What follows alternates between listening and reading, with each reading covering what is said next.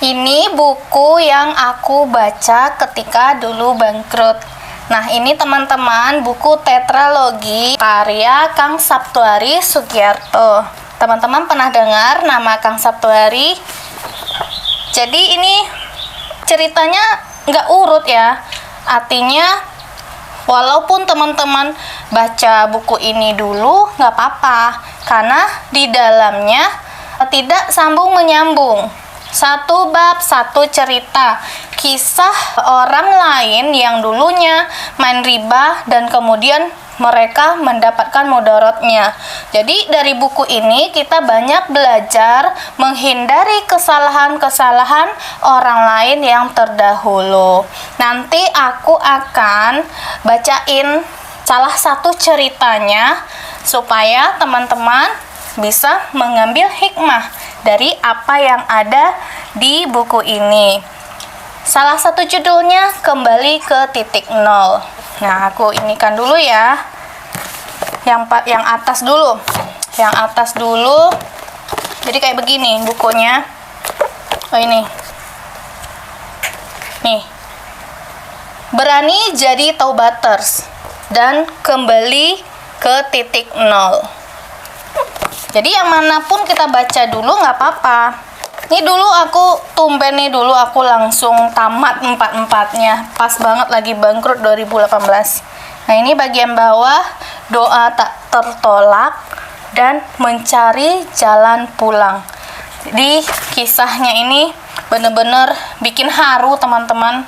Nih, kisah-kisah menggetarkan hati para pengusaha yang mengejar taubat.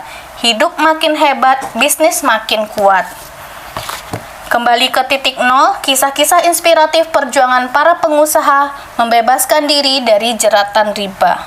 Nah, kemudian ini, mereka boleh menghina dan merendahkan kita, tapi mereka tak akan berdaya melawan doa-doa kita. Wis, penasaran kan ya? Kisah-kisah menggetarkan hati mereka yang mengejar ridho ilahi. Baca judulnya aja udah merinding ya guys. Nah, coba aku buka salah satu isi bukunya. Kisah siapa ya? Nah, aku ambil judulnya Tangisan Para Pembasmi Riba. Dengarkan ya teman-teman. Kemarin kami 13 Agustus 2015 diundang oleh Ustadz Samsul Arifin untuk sharing di komunitas pengusaha tanpa riba di Bogor. Anggotanya mayoritas pengusaha properti syariah dari berbagai kota di Indonesia. Ketika sampai lokasi, acara baru dimulai. Saya kebagian duduk di pojok belakang sambil menyimak kesaksian para pengusaha yang sedang berjuang bebas dari hutang riba. Suasana langsung berubah sendu ketika beberapa pasangan suami istri yang bercerita perjuangan bisnis mereka terjerat riba hingga proses perjuangan melawannya. Penuh tangis haru sehingga bercerita sampai terbata-bata suaranya. Ada yang dari Kalimantan, jeratan hutang hingga belasan miliar, sampai hidupnya begitu sesak. Ketika berazam bebas hutang, bertobat, satu demi satu kemudahan dari Allah datang. Dalam 5 bulan, sisa hutangnya tinggal 20% saja.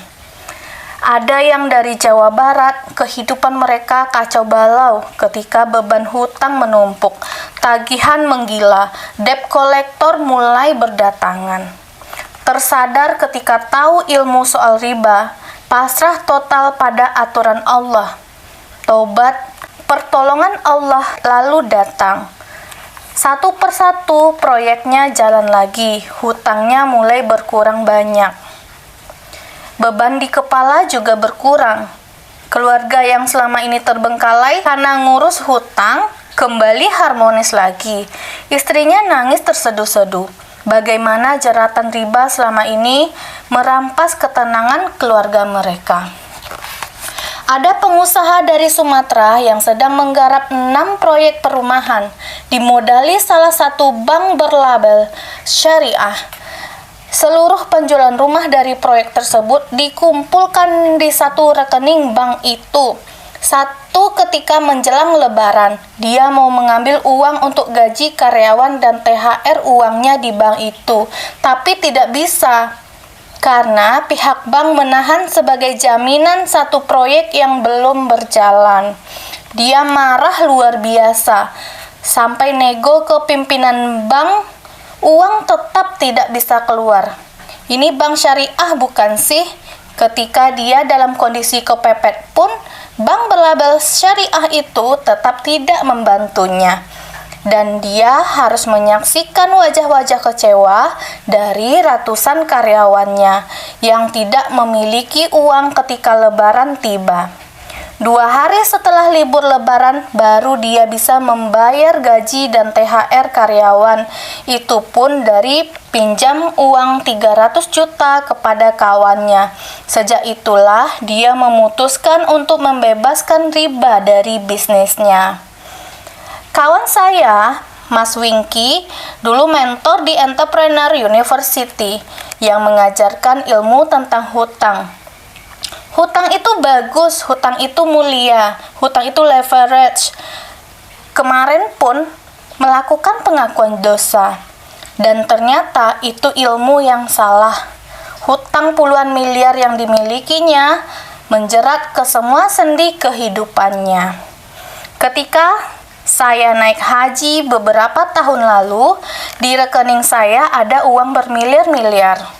Saya tidak sadar kalau uang itu uang hutangan, uang riba yang harus saya bayar, katanya.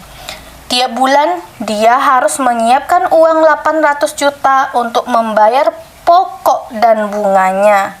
Waduh, pusing, puyeng, hidup tak pernah tenang.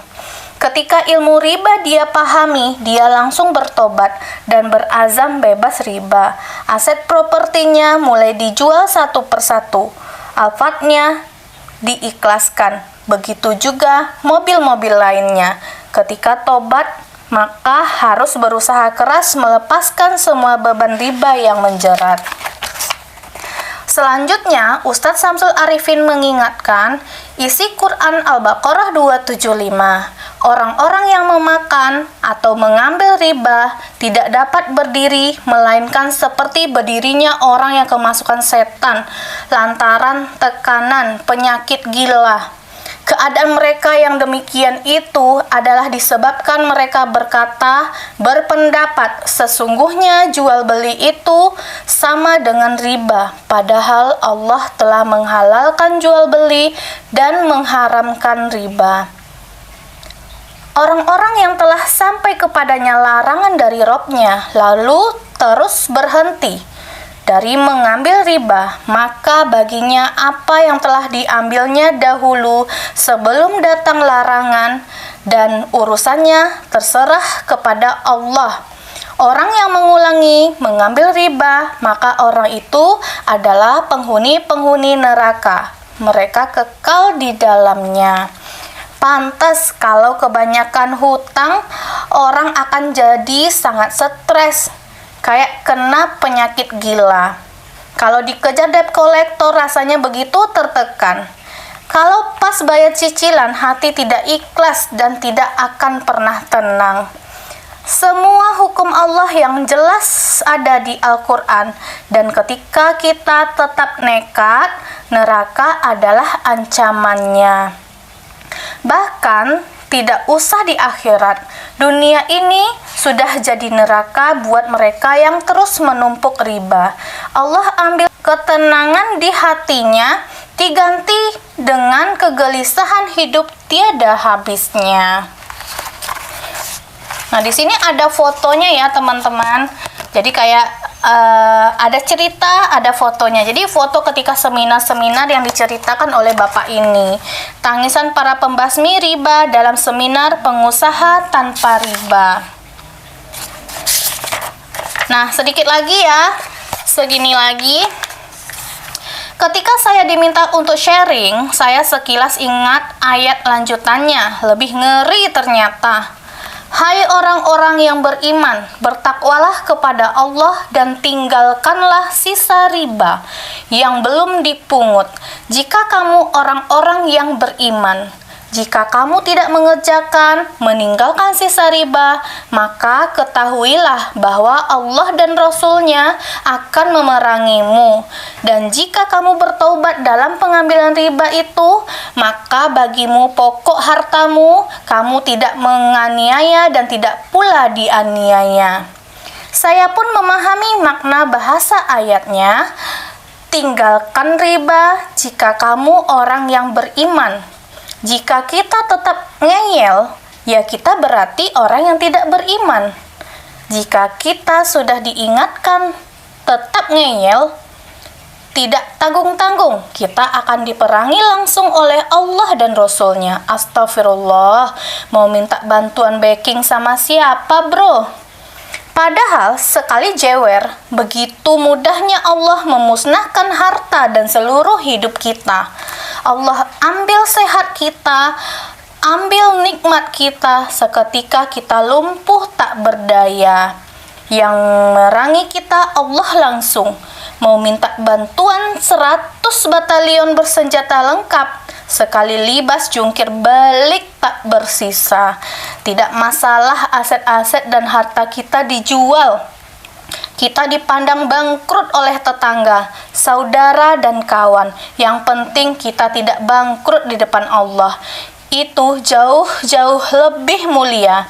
Tidak pentinglah semua pandangan sukses di depan manusia. Semua hanya semu belaka. Hina di depan manusia tidak apa-apa. Yang penting kita mampu berdiri tegap di depan Allah karena patuh pada aturannya. Di akhir acara, saya begitu terhibur dari kisah-kisah yang diceritakan dengan derai air mata itu. Mereka bersaksi jika Allah seperti membuka pintu-pintu kemudahan untuk mereka.